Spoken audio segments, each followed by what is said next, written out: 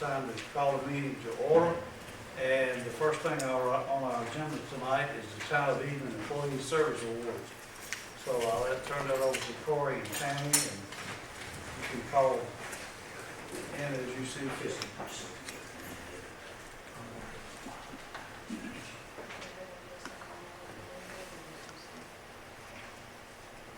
One more time.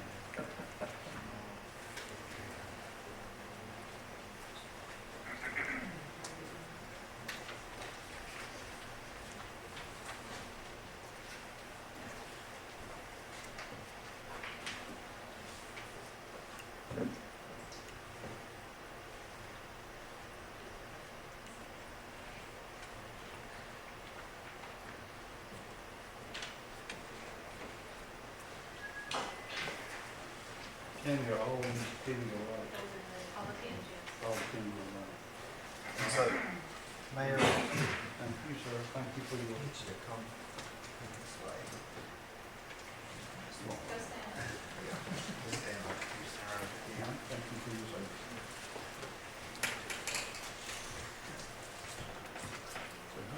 Thank you for your service. And so, Mayor, just one thing, as far as our new employees, I'm going to go through the list of everyone that we have Okay. that are new with the town. And thank you for all being here. With the police department, we have Rachel Kay. The fire department, Ethan Howard and Hunter LaFawn. The public works department, Eric Fuchs, Alvin Winslow, Andre Gray, Tashia Tillett, Tyler Ashley, Brandon Todd, Jonathan Todd. With billing and collections, we have Jessica Combs, Darikia Perry. The electric department, John Hurd. And the airport, Dwayne Goodwin. I'd like to thank all of these new employees for being here tonight, and thank you for your service. Okay.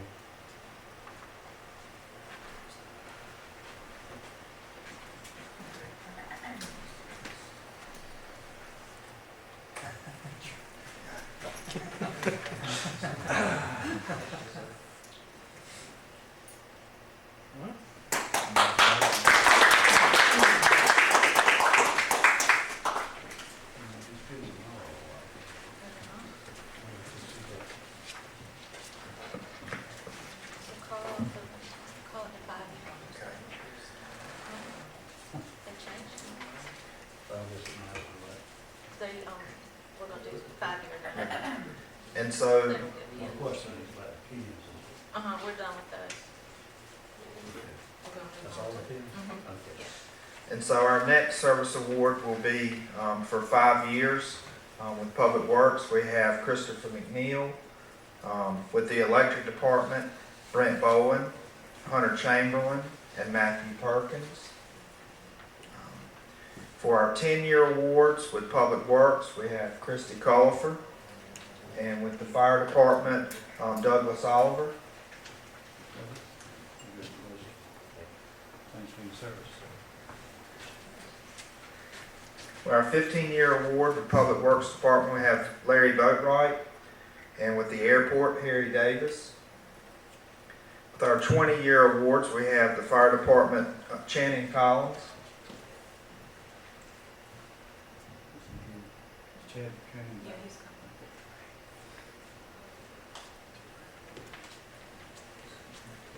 Chad, congratulations. Thanks for your service.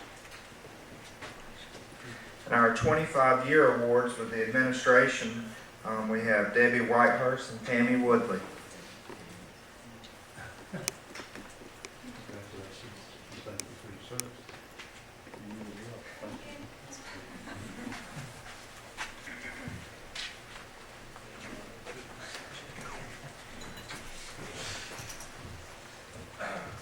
You get paid overtime for this.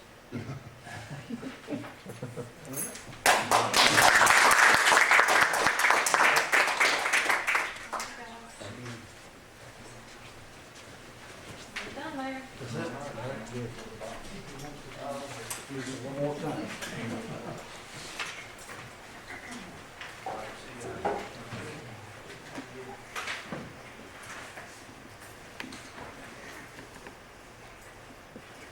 Okay, and our next item on the agenda is a presentation from Chorin County Ag Extension on the Crepe Myrtle bark scale thing.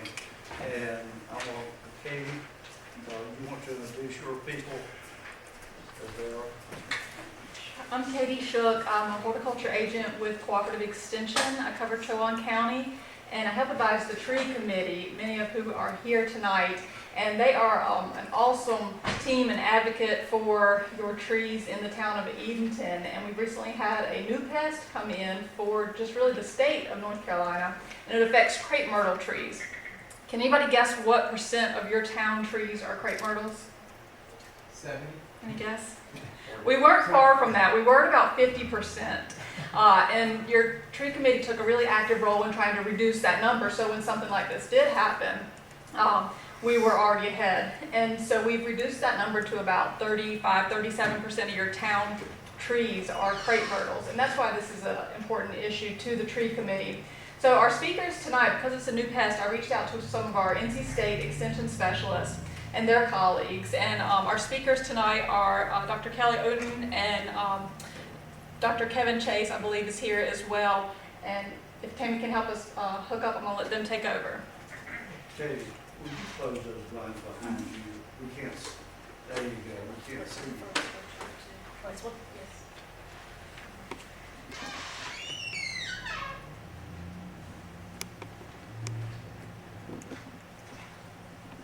Okay, Kelly and Kevin. Hello, can y'all hear me okay? Yes. We can. Very good. Do you hear me as well? Yes, sir. The show is yours.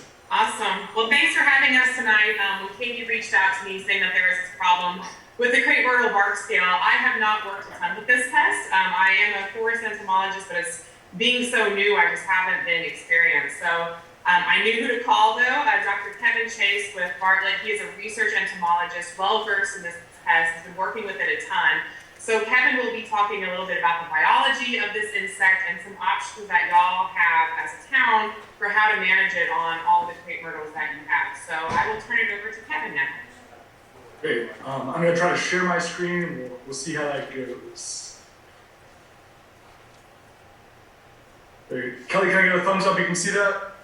Very good. Town of Edenton, you can see that? Thumbs up? Yes. Very good. Excellent. So my name is Kevin Chase. Lovely to be with you all. I wish it was in person. Sorry it's virtual, but here we are. So I don't want to go through too many slides. I'll leave lots of time for question and answers if y'all have some. But this is a pretty beautiful insect for me. I'm a nerdy entomologist, so we think that bugs are cool, right? But it's also quite the pest. So just to introduce what this insect is. So this is crepe myrtle bark scale.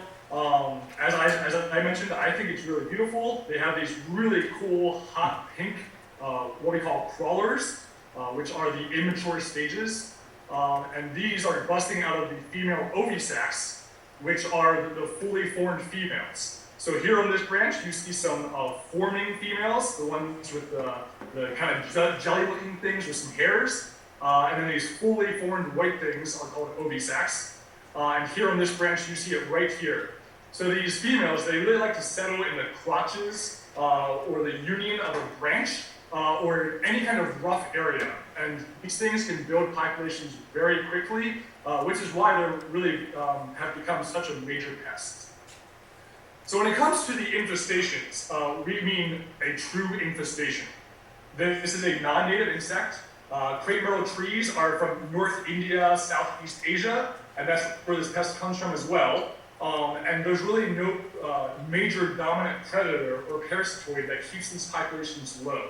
So like most invasive species, these things build populations very rapidly, and then usually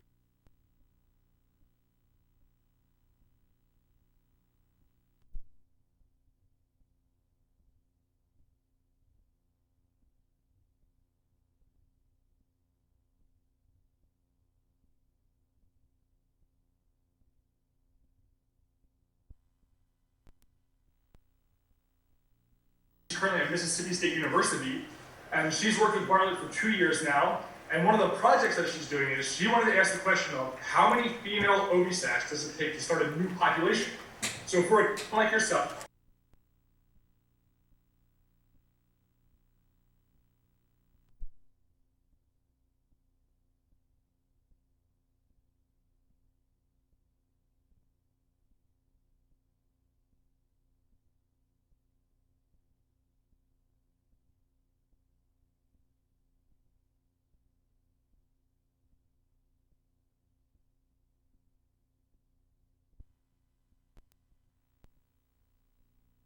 and the thing about these plants is that they're kind of beloved right now in the horticultural community and very widely planted throughout many towns across the East Coast. So because of that, the nursery trade is growing these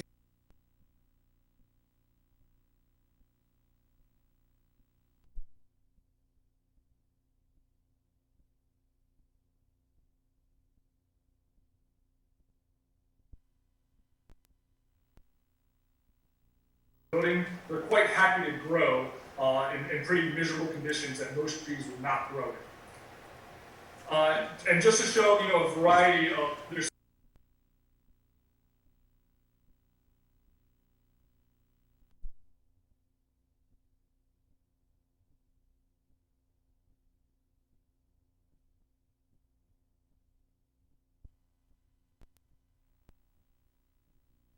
where I'm at in Charlotte, North Carolina, and I've seen many bees visit the variety of crepe myrtles that we have on our arboretum. So to me, they seem to be decent pollinator plants.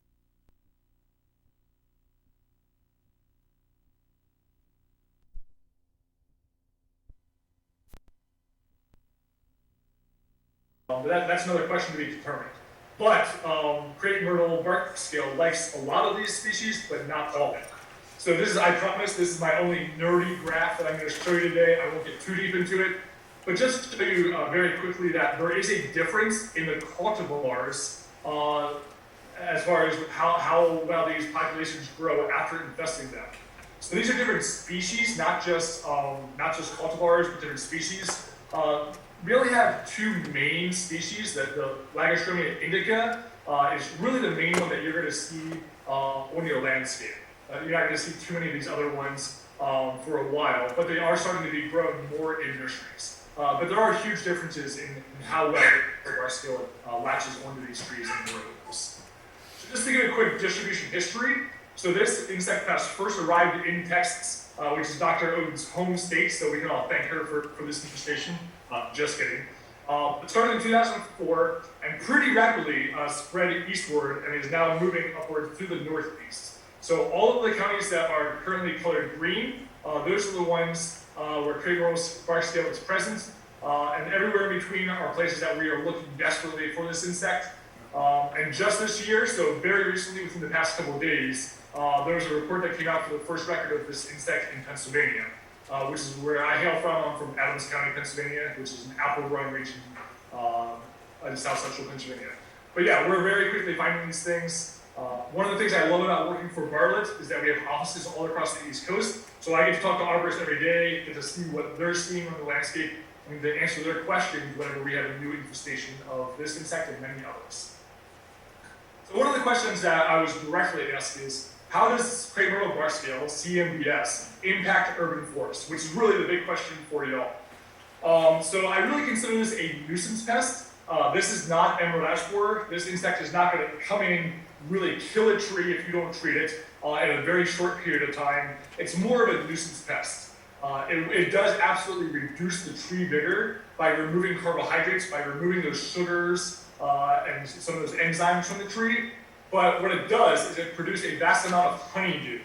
Now, if I was with you in person, I would ask y'all, what does honeydew? And I'm sure that y'all are so smart, you would be like, oh, I know what that is. That's the sugary excrement that comes out of the back end of these insects. I know that's kind of disgusting, but that's just what it is.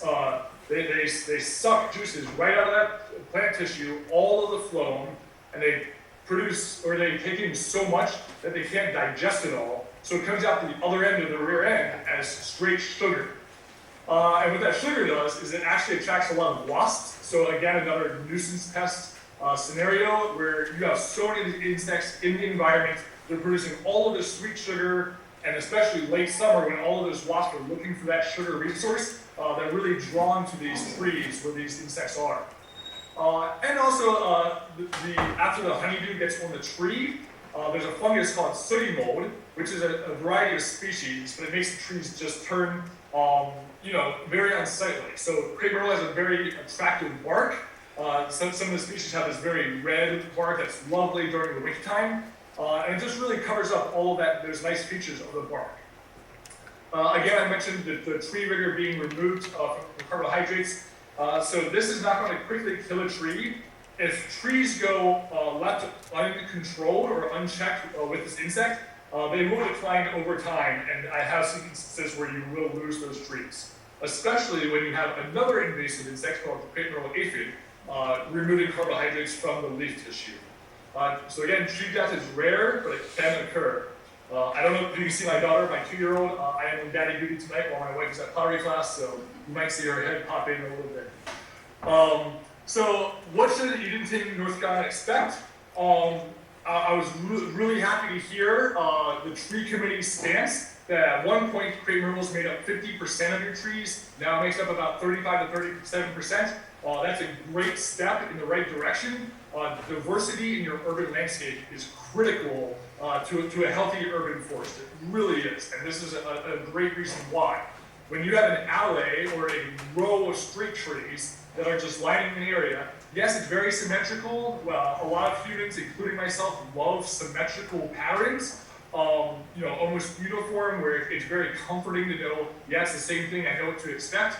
But when it comes to insects, this is just a perfect invasion pathway where if only one of these trees gets invaded by this insect, it doesn't have to travel far, whether that's by wind, whether that's by attaching to a bird or a squirrel, or however it moves around, it will invade these trees very quickly. So if you remove that trees and you replace them with different species, the likelihood of it, this insect moving around is much reduced. So as far as what you should expect is, if you have these rows of trees, I would encourage you to start replacing them, because this insect will invade all of your crepe myrtle trees over time. It's just what will happen with enough time. So that is what you should expect, is that you're going to be dealing with this insect now that it has arrived, and you're either going to have to be controlling the insect actively, or start budgeting yearly what trees you should be replacing with. When it comes to prioritizing the management, really the best idea is just to do an inventory of all the trees to determine the level of infestation. And after that, you want to target the trees that have the highest level of infestation first, because those are really a reservoir of the latest propagules. And propagules is just another fancy ecological word for those insects that are available to invade a new region. So by targeting those trees, controlling those populations, you're reducing the amount that those insects can spread throughout the urban canopies. So I highly encourage you, after doing one full inventory, monitoring about twice a year. So, please be quiet, okay? So monitoring often, so I say about twice a year, and I say that because this insect has multiple overlapping generations in a year. Many insects will only have 1 or 2 generations. We saw about 7 generations last year in Charlotte, and over winter they did not stop, except for 1 week after a really hard frost, where we saw crawlers actively emerging throughout all of winter. So when it comes to your control options, some of the safest ones are the dormant applications, so your dormant oils or your dormant soaps. They can be done in winter time when all the other beneficial insects and parasitoids are not flying, so you can make a good impact on the pest population then. There are some really safe topical applications that you can do. Some of the newer technologies have come out. They're very focused on keeping around the good insects and targeting only the bad insects. So that's one of my jobs at Bartlett Tree Research Lab is to investigate these new products, actively find if they are actually safe for the environment, and most importantly, the people that use them. In my case, and making sure that y'all are safe out there. There are systemic options that are available for the most heavily infested trees. And the nice thing is that we're not spraying in the air, again, killing anything that's actively flying, but the product moving through the tree. And lastly, just really mechanical scrubbing of the trees with very low numbers is very effective. That's something that I really highly promote, is that if you're out walking your dog, maybe just carry a small brush with you, and if you see one or two of these OB sacks, just doing one quick scrub, can really help stop that population from building quickly over a single year. So if everybody can just have their eyes on these insects, you can do a lot of good with a very simple, easy action. The last thing, this is my very last slide, is I can't encourage you enough. I don't know if you've heard this term crepe murder. The landscape industry seems to have adopted this quote-unquote pruning technique of slashing the crepe myrtles on a year-to-year basis. This is not appropriate. This is not healthy for your trees. This does not promote good growth. And it really promotes the growth of these really ratty, stemmy limbs. And these are the limbs that crepe myrtle bark scale infest the most. So I would really like to encourage y'all, maybe that's hard to hear. Some people really disagree with this. It's just what the landscape industry has adopted because it's easy, not because it's the right thing to do. But by all means, please, if you can, try to prevent from doing that. So that is all I got from a presentation standpoint. I do want to mention that we have a Bartlett arborist on the call right now. His name's Mr. Bobby Nance. So he's based out of very southern Virginia, but he serves the town of Edenton, North Carolina. So if there ever was somebody that needed to be called from a tree expert standpoint, he is a great arborist. He's a Hokie, so there's that. I'm not a Hokie, but he's a good man, and he knows science and does science well, and he would take very good care of your trees. I'm sure there's other great tree companies in your area. I just wanted to make sure to point that out since I was given this opportunity to share with you all. So at this point, Dr. Owen and I will be happy to take any of your questions that you have as far as crepe myrtles or any other trees or tree pests that you have. Happy to answer these. Thank you. Any questions? Go ahead. My question is for Katie. Katie, what are we doing to educate the public about identifying the issue and treating the issue? Sure, could they hear the question as well? Yep.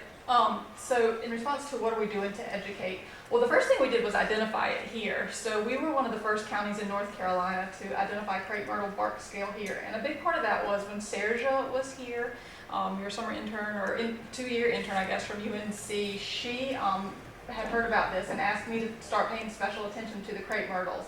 And we did, and we found it. That was in 2019. So that really already put us ahead of the curve. So then scale is not a new insect, this is just a new type of scale. So scale insects are common on plants like camellias, for example. So we are familiar with working with this insect, and we were told that these insects should respond about the same as other scale do. So we were able to immediately start sharing information about how to control. And we have worked with clients that identified this pest about 2 years ago in their own crepe myrtles. They paid attention and started identifying it, and they got control. So we're working one-on-one, and then the town took a very proactive approach and sent out a flyer to all their residents in a utility billing that shared the information about how to identify and how to control, and it went over these exact steps. So you all have been very proactive. My next goal is to create like a YouTube video that would show homeowners then how to treat the scale. One thing to mention is the town tree committee manages your town right-of-way trees, and that's where this 30% is falling in. If we inventoried all of the landscape, that number might bump back up again too. So we're working with town right-of-way and independent residents. Anybody else have a question of Nancy or? One question, Mayor. Can they be treated at any time during the year? Is it best time to treat the scale? Kevin, can you answer that? Can you talk into the microphone and repeat the question, please? Yes. Can the scale be treated at any time during the year, or is there a best time for applying treatment? Can the scale be treated at any time of year, or is there a best time of year for treatment? Yeah, so there's a best time of year for certain types of treatments. If the plants are in flower, certainly we're not going to do a foliar application. So really ideally, it's after bloom time for some of the systemic treatments. From a foliar standpoint, there's always an option. So in winter, when I mentioned the dormant treatment, that is during the winter period. So that's when it's safest to use the horticultural soaps.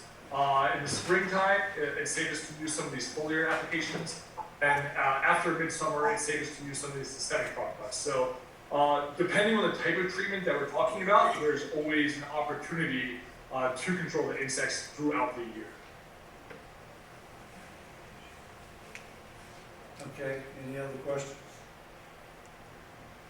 If not, Kelly and Kevin, we certainly appreciate your presence here tonight. And Katie, we thank you for having them to come and speak to us. So, thank you very much. Happy to be here, and let us know if you have any further questions. Okay, thank you very much. Thanks, y'all. Have a nice night. And go ahead and give Katie a raise. You can apply for that for her too. Okay, the next thing on our agenda is the resolution for Destination Downtown Edenton Boogie on Broad for their ABC approval and street closure. And I'll ask Morgan if she will to take that.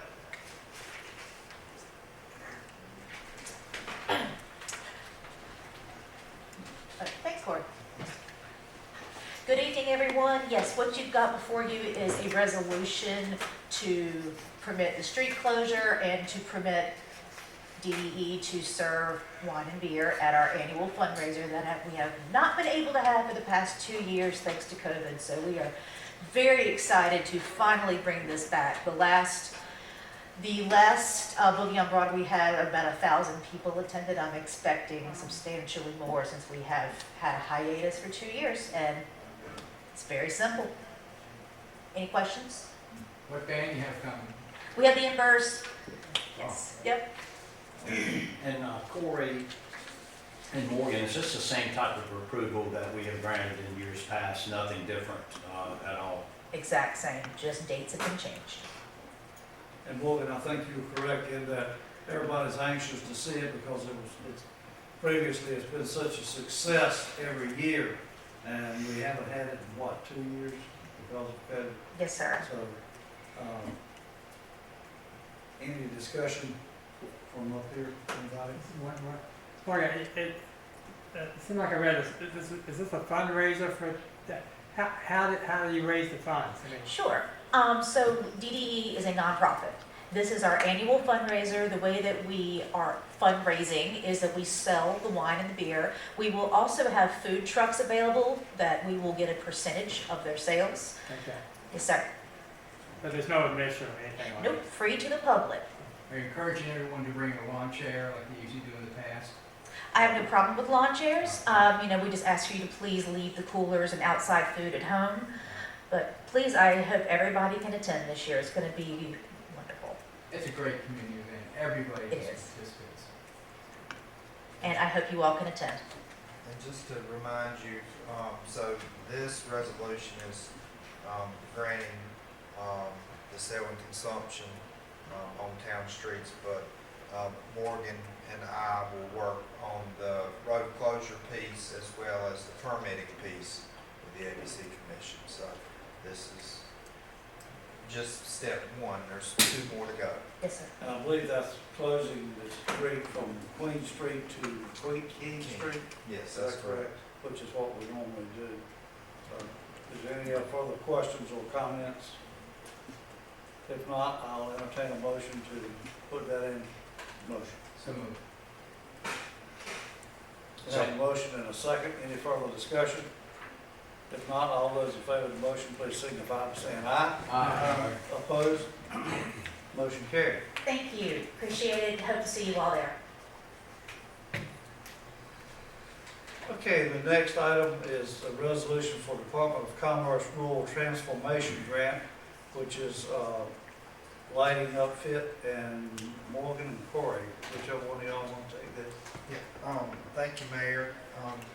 So the resolution that is presented, the town of Edenton as well as the DDE nonprofit and the Wooden Company are seeking to apply for a rural transformation grant.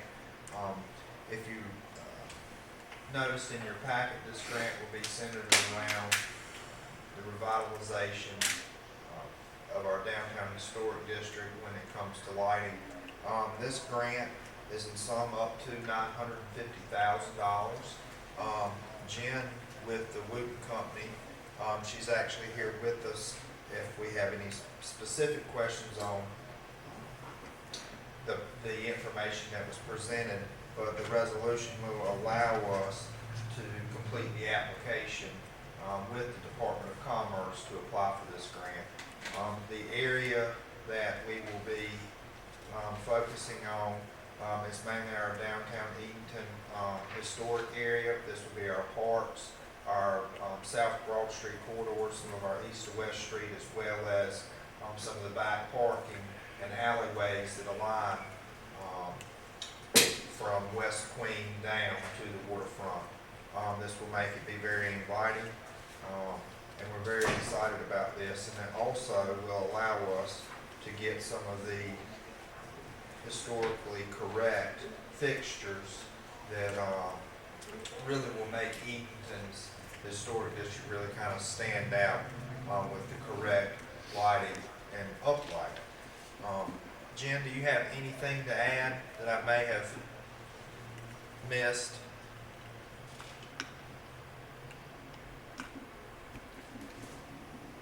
I don't. Can you hear me okay? Yes.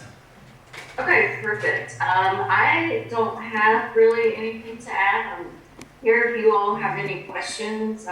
We did proceed with applying for a smaller grant with Electricity since you are an NCEMP community. So we're waiting to hear back for that one. That was a much smaller grant, but in hearing about some of the safety concerns and also some of the economic impacts of COVID on the community, and then some of the visioning that you have for downtown. When we saw this rural transformation grant come out from the Department of Commerce, we thought it was an excellent opportunity for Edenton. So we're really excited and putting our best foot forward, hoping that we can get these funds to make this lighting project come to fruition.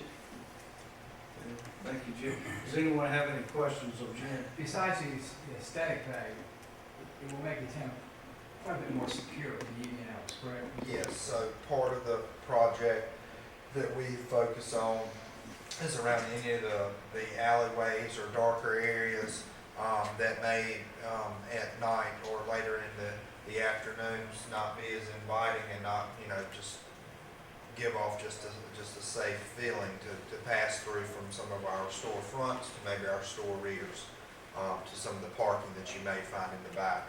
I think a good example that we have of something that we would see would be something similar to between like the back alleyway there along where Southern Bank is. That would be something that's a good example of what some of these retrofits, within this entire working area would look like. There were also some additional renderings that were shared in the packet with some uplighting, which I know we had spoken about previously downtown along our waterfront to kind of enhance the awe as well as the safety aspect and to make it really inviting. Jen and Morgan and I really just feel like this is just a good step in the right direction for the town, considering just the amount of visitors and tourism events that we're hosting here and what we should see even more with some of the big projects that we're working on with the state. So we're very excited about this. I see this gives us more lighting in the playground area too, is that correct? That's correct. We hear that constantly. That's right. I have one question. There were two figures, the two separate grants, a small grant and a large grant. So the Electricity's grant was something that Jen and I had worked on with the Electricity's group. That was a smaller grant to help us with the actual study, with the actual process of getting this application for the project itself together for the Department of Commerce. So that was the smaller grant that you're talking about. The larger grant is actually with the Department of Commerce. Yeah. I think our current lights were put in maybe in the 70s. Yeah, I think. Elton, you remember the downtown? Around about that time. Yeah, I think they put it in the 70s. So something we've been wanting for a long time. Molly, did you have anything you wanted to add to what they have already said? No, sir, just appreciate the consideration. Okay, thank you. Okay, any other questions? that you have or comments? Hearing none, I'll entertain a motion to move forward. Second. We have a motion and a second. Any further discussion?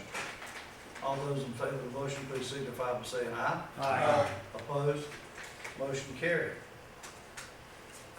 Okay, the next item is a resolution for the Parks and Recreation Trust Fund party grant application. And Dwayne, I believe that's on your agenda. Yes, sir. This is something that came to my attention when I first started, about a little less than 2 months ago. This is a resolution to fund 2 public park revitalizations, one being Morgan Park, one being Stratford Park.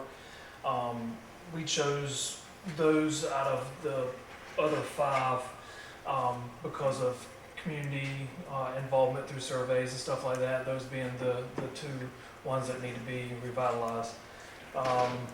This is a dollar for dollar match. They will fund basically half of the project. But basically, just looking for permission to apply for this grant. It's due May 2nd. And the legwork's been done. Dwayne, you said Morgan Park, and what was the other one? Stratford Park. Stratford Is this upgrading playground equipment at the parks? It is. Maybe add benches or picnic tables? That's right. Excuse me. 2, I think it involves 2 playground towers at each park, swing sets, half basketball court at Stratford Park, a revitalization of the basketball court that's currently there at Morgan Park, adding a dog park to Morgan Park, benches, tables, stuff of that nature. Dwayne, was a dog park an idea that came out of the surveys that we sent to people about what they wanted to see? How do we, I've heard a lot of people express interest in that. Is that, were we kind of just listening to the folks that?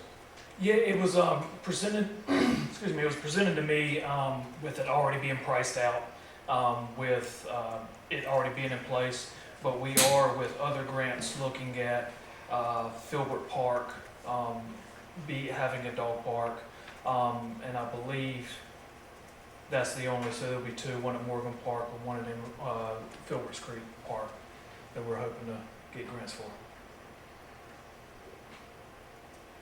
And so, just a point of clarification, Mayor and Council, there were a total of 5 parks that we're reviewing, of which we'll also talk about a little bit at the next item on the agenda. But we have listened to a lot of public concern, as well as a lot of concern that council has received from their constituents that we're focusing on Morgan Park, Stratford Park, MLK, Paxton Lane, as well as what we're calling Filbert's Creek Park for now. So this item, as well as the next, will focus on all 5 as a whole. These just happen to be the most costly to get back to a nice, fresh, new standard from where they are. Will Griffith Park continue as a park, or when the school expands, will that go Griffith Park off of Open Street? The phase 2 plans that I have seen initially, and I need to check on this to make sure nothing has changed, is that part would be moved to the Park Avenue and North Oakham End rather than the Freemason and North Oakham End. I think it shifts. So basically be on the other edge of the block. Yes. But each of these 5 that we're discussing are all existing neighborhood parks that are very isolated, and from what Dwayne's work had received for survey responses as well as responses we had here, these just seem like the best fit. Any other questions of Corey or Dwayne or comments? I got a question. What kind of security you gonna have in these 5 parks? Like, I know a lot of people, young kids gather at parks and not to play games, but they sell drugs, I put it that way. So, I guess one of the things that we'll do is make sure that all of our lighting is up to date and freshened up. I know that the electric department has worked on street lighting as well as a lot of our floodlights. There were some safety concerns in one of the parts that we actually identified here, and within 2 weeks, we were able to get that retrofitted and up to date where it was fully visible. So if there are any lighting needs there, we will take care of that as well. But as far as the policing efforts, with these being community parks, they're somewhat isolated to what you would call kind of small boroughs within Edenton. That really our biggest advocate for safety, in addition to our police department, is community involvement, and that's something we really need to push forward. If there is going to be a big flow of folks wanting to get out, it's summertime, it's a good time to be moving around. And you're right, we don't want folks that are selling drugs or doing things that they shouldn't be doing there while family are trying to enjoy themselves. But we do want to make sure that the community helps us when they see these, so we can better control and increase our presence there. And these are open parks, correct? Yes. Not fenced parks. That's correct. Any other questions or comments? If not, I'll entertain a motion to move this forward. So moved. Okay, we have a motion and a second. All those in favor of the motion, please signify by saying aye. Aye. Opposed? Motion carried. Okay, thank you, Dwayne. Yes, sir. All right, the next one is a resolution for acknowledgement as visible and distressed utility. Corey? I think we have one more, Mayor. I'm sorry, there was a second resolution we needed to have. Oh, I'm sorry, I thought we were, both of those, oh, I'm sorry. Back up. Resolution for Kubota's Hometown Proud Community Revitalization Project. That's a grant, and I'm sorry, Dwayne, that's you as well. Yes, sir. I'm This sorry. It's all right. This is something that was brought to my attention by email. I've been working on it. This will help supplement the other parks. I believe if we are able to get the Partee grant in this grant also, then it will basically be able to cover all parks and expenses. So we're just looking for a resolution for an application to apply for this. Okay. All right. So move, we have a motion, do we have a second? I have a motion and a second, all those in favor, any further discussion? If not, all those in favor of the motion, please signify by saying aye. Aye. Opposed? Motion carried. And Mayor, just to note here, that is not a dollar-for-dollar match. That is a $100,000 grant that would be zero cost to the town. So Dwayne has done an outstanding job of Makes it finding even better. 2 opportunities for us to really improve recreation within Edenton, particularly within our community parks. So we're very excited, very proud of Dwayne. Thank and you, all his Dwayne. efforts. Okay, so now we'll go to item G, which is a resolution for acknowledgement as visible distressed utility. Corey, I'll ask you to take that one. Thank you, Mayor. So the first resolution for the viable/distressed utility, this is something that we recently, I know within the last 2 years back in 2020, we were put on a distressed utilities list, and at that time, we had worked very hard to review the data and make sure that was a appropriate selection for what we had done. The town had done a lot of improvements with infrastructure, and at that time felt like we were heading in the right direction, which is true. Edenton is still heading in the right direction, and this is another opportunity for us to do so. We've been working with the engineers with Stroud & Son around our water treatment facilities. And what this resolution allows, it will allow us to reclassify ourselves back as a distressed utility. And this really, with the American Relief Plan, allows Eden to have a wonderful opportunity to really make some once-in-a-lifetime improvements that you never see in a very reasonable time. This will allow us to apply for funding that we typically would not be able to apply for. This resolution is really step one.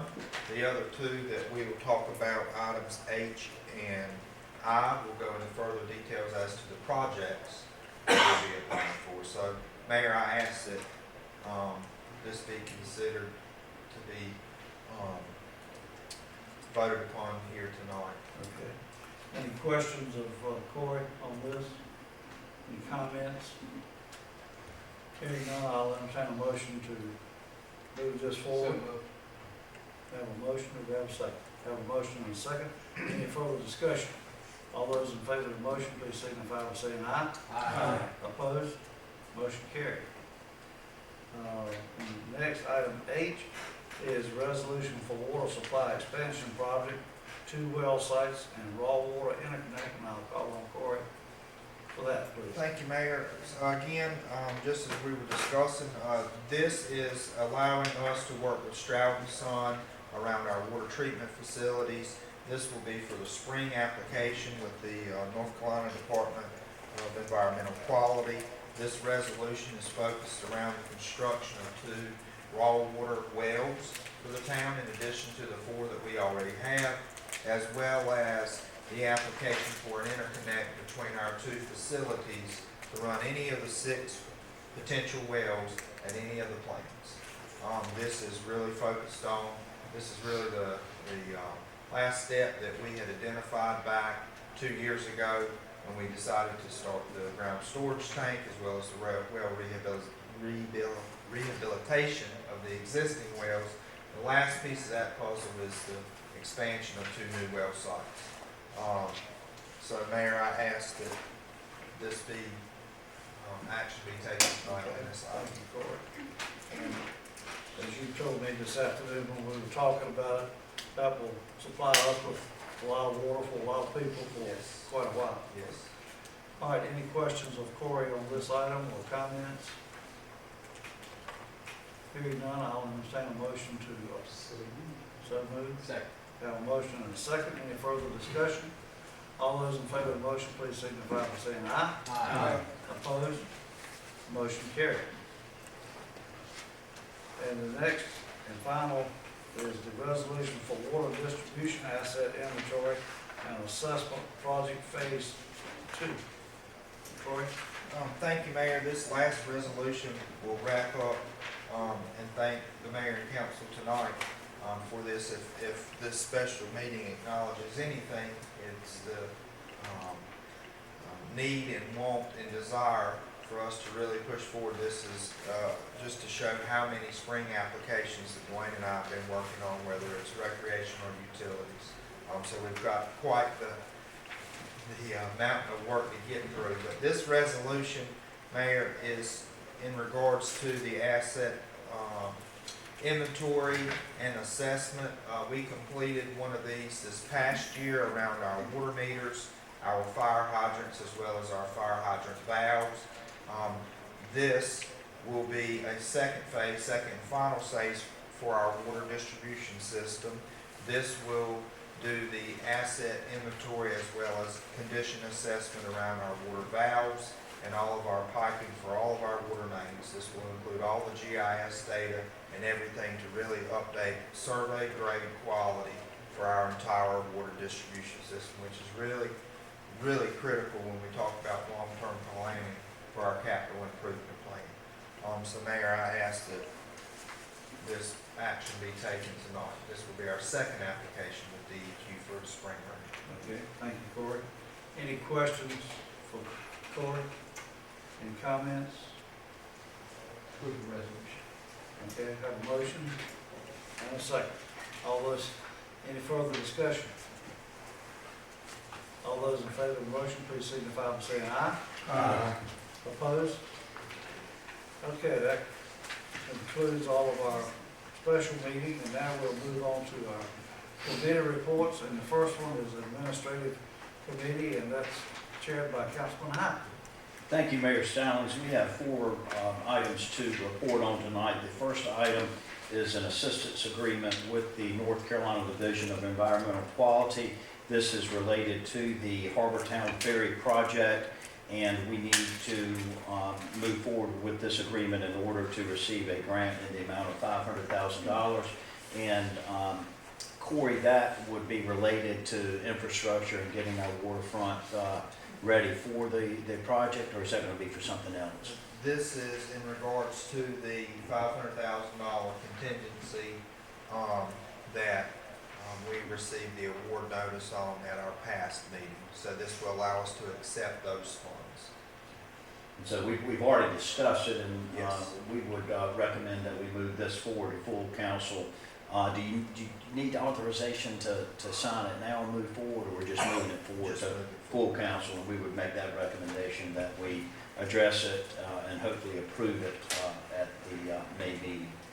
The second report item is a work authorization for our aviation consultants, the firm of Talbert and Bright, and we have entered into agreements with them back in 2019 and 2020 for work done on the taxiways there at the airport.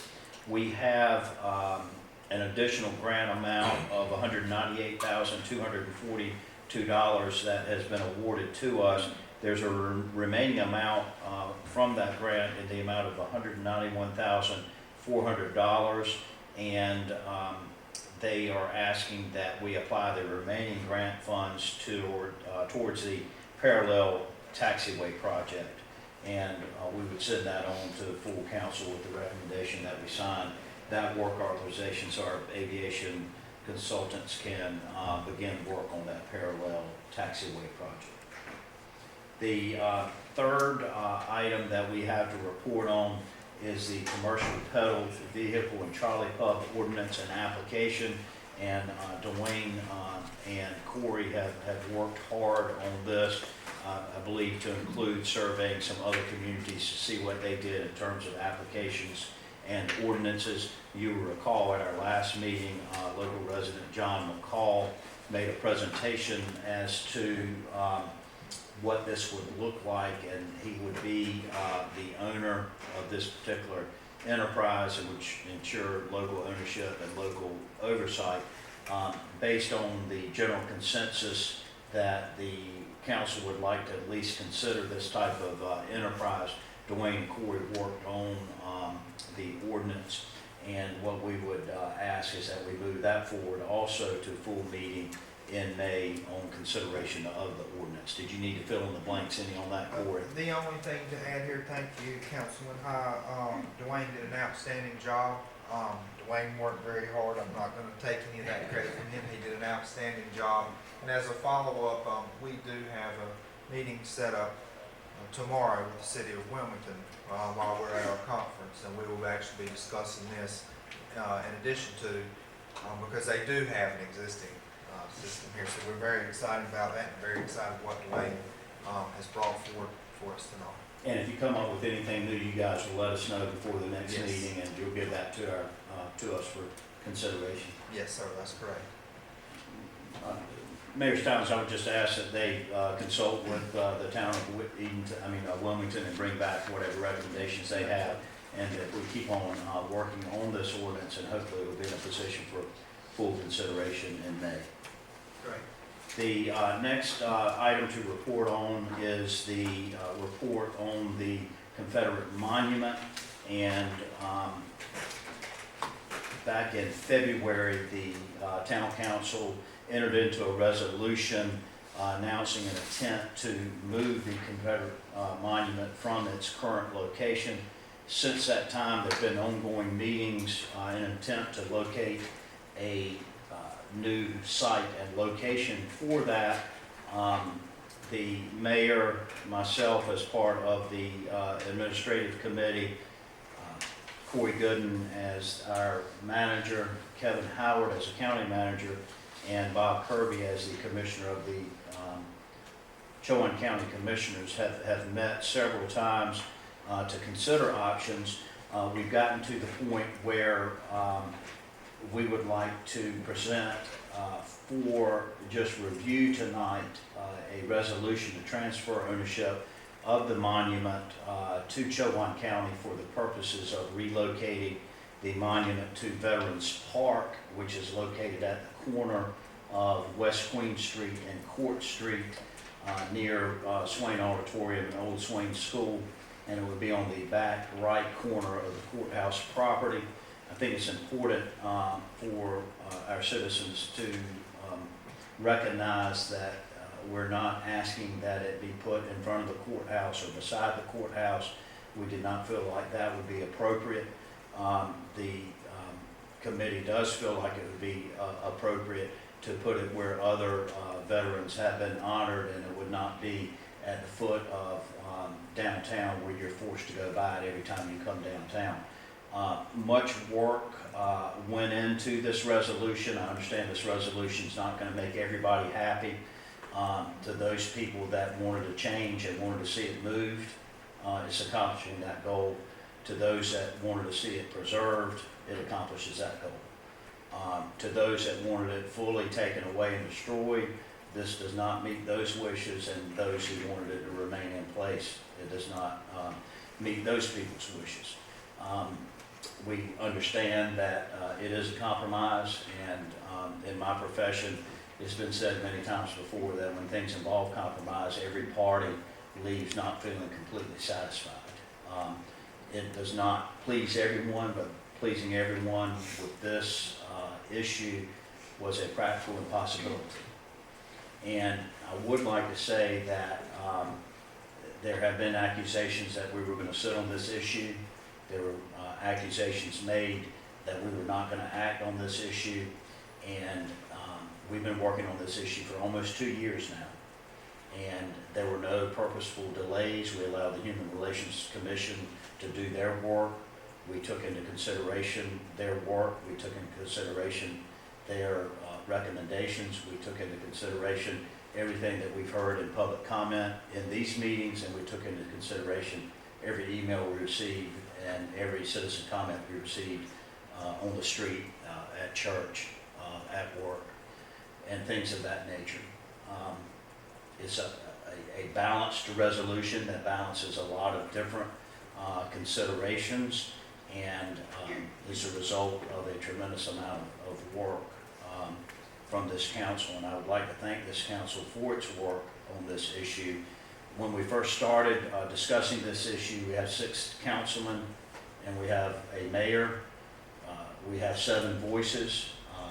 We have to act as a group. No one person can act on behalf of this group. But when we started out of those 7 persons, we probably had 6 different views on what should be done with that monument. 6 different views. And we took a look at those 6 different views, and some of those views, if they had been put in the form of a motion, would not have gotten a second. Some of those views would have gotten a second, but would not have passed. And not one of the views had the full support of this council in order to get a majority vote to pass something. It would have been easy at that time to give up and not push forward, but we continued to look for something that would provide a change from the status quo, but also something that would pass and something that would also preserve the monument in a location that was not as prominent as the current location. So it was a deliberative process. It was a slow process, I will admit that, but the resolution is one that is coming public tonight after much hard work by a number of different people. With that long prologue, and I apologize for it, but I felt like the issue deserved it. I would like to read the resolution as it's currently drafted. One thing that Corey Gooden pointed out today, he has taken a look at it and also conferred with our legal staff. If there are changes that need to be made to this resolution, we can work on those in the next 2 weeks and refine it and fine tune it and still be able to vote for it in May. So hopefully, unless there are any major changes to this, hopefully we'll be able to put it forward on a vote at our May meeting. But the resolution reads as follows: Resolution of the Town of Edenton to transfer ownership of the Confederate monument to Chowan County. Whereas in an act of voluntary cooperation and collaboration between the Town of Edenton and Chowan County, it is requested by the Town of Edenton that Chowan County assume full title to and ownership of the monument. And whereas the Town of Edenton, as a condition for this voluntary cooperation and collaboration, will provide Chowan County with documentation and appropriate deed to the monument to be duly recorded with the Chowan County Register of Deeds. And whereas in exchange for this voluntary cooperation and collaboration, the Town of Edenton will assume all costs, expenses associated with necessary engineering design, site preparation, foundation construction, removal, relocation, and re-erection of the monument, cornerstone, pedestal, base, shaft, bronze statue, and all associated appurtenances, including terraces, flagpoles, and suitable landscaping and lighting on the property within the Town of Edenton, which is now owned by Chowan County. And whereas the monument is to be located at 101 South Broad Street in collection with the existing monuments located at Veterans Memorial Park, and therefore now let it be resolved that the Town of Edenton hereby acknowledges transfer of ownership to the monument to Chowan County. Like I said, Corey has verified that this can be a dynamic document, one that is subject to changes. If any of you would request any changes, we have until whatever deadline you give us for consideration on May 10th. But I would like for us to move it forward and have a vote on May 10th. A couple other things, if any of you have questions, I've tried to anticipate some of those. As far as a timetable, I know that's going to be the next question that we get. We have approached this whole issue as a process. We have followed a process, and one of the guiding principles of that process was to keep pushing it forward. With many processes, it does not happen as quickly as we want it to, but I have continued to pledge that everybody will continue moving this forward as to a date when it could actually be moved. And we will still need to confer with legal counsel to make sure that what we're doing is in compliance with the existing law. Okay. Thank you, Hack, for your due diligence on this. You've obviously done a lot of work on it, and we certainly appreciate it, what you've done. Thank you,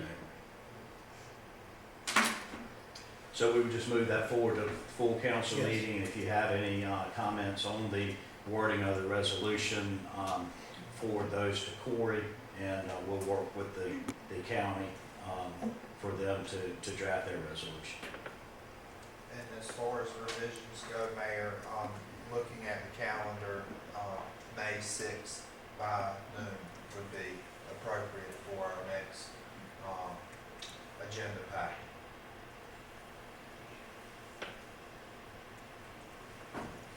And Mayor, that concludes the reports of the Administrative Committee. Okay, Thank you. Hack. I appreciate that.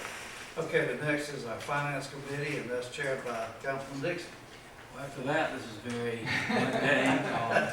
We have one budget amendment to move forward the grant that we got from NCDOT, DOT, for the parallel taxiway grant that Hap described in great details. And we'll go back through, but we'll move that forward.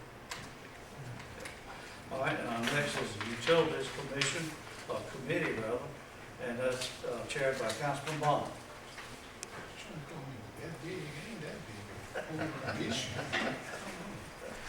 I'm gonna be as short as you were. Utilities Committee Budget Amendment to Bolton Bridge Utility Line relocation. We discussed this in our committee meeting. The price is still almost what it should have been a couple of years ago. And we're gonna move this up. Yeah, I think we got a win-win-win here. Okay? That's it for. Thank you, sir. Okay. And our next and final committee is the Public Works, and that's chaired by Councilman Miller. Mayor, we only have one item tonight, and that's the landfill solid waste fee increase. Mayor, as you may know, the Chowan County Commissioners just recently approved an increase of $2.75 per customer for solid waste collection. Our town finance staff, after analyzing the town's current solid waste fee rate, projects the town will need to follow suit by increasing its solid waste fee rate by $2.75 per customer too. The town needs this increase in revenue in order to avoid a $51,000 plus projected shortfall in landfill costs. The town doesn't normally recommend such an increase in fees, but town and county together are anticipating a second round of increases for landfill costs. This increase will become effective in June billing. Public Works Committee would like to forward this on to council the May 10th meeting. That's all we have, Mayor. Okay? And that concludes our committee meetings, and if nobody has anything else to bring up, we are adjourned.